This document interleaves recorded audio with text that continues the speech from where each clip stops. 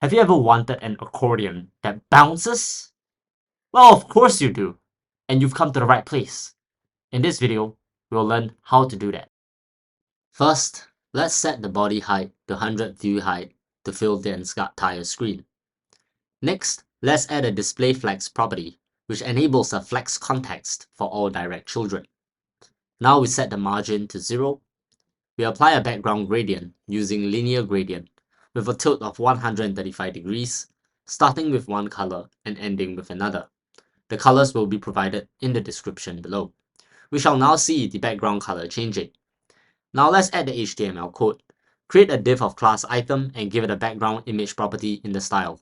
Links to images will also be provided in the description below. Now let's style each item in the item class. Set the width to 15% of the viewport width.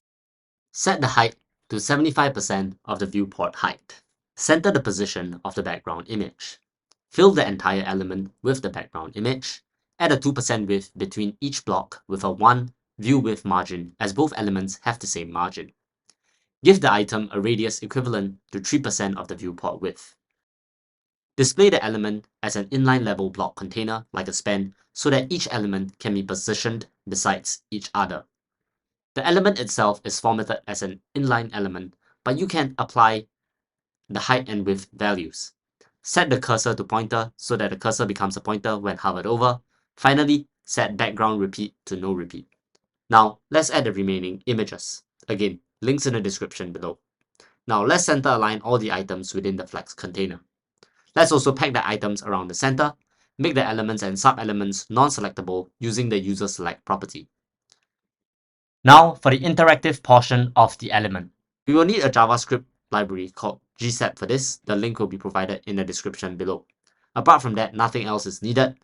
First, we use the query selector to get all the items. We will create an expand function that takes an item and its index relative to other items. Next, we use for each to call a callback for every element in the items. If the index of the item in the for each loop matches the past index, we return the callback to move to the next callback. In the other callbacks, we set the clicked property to false. Once we're done with the for each loop, we utilize the GSAP library we added. First, we modify the items except for the one passed in.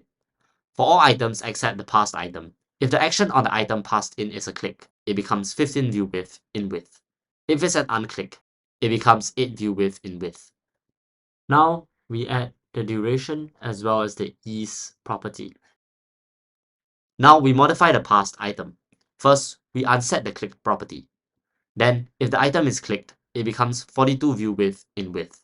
If it's not clicked, it becomes 15 view width in width. Now, we add the duration as well as the ease property. Finally, we just need to use this expand function. Run a for each loop for every item, set the item's clicked property to false, which works because we unset it later, and add event listeners to each item to use the expand function with the corresponding item and index. And voila! Our amazing elastic accordion is now fully functional. Links to the images and source code will be provided in the description below. And if you made it this far, you owe it to yourself to subscribe.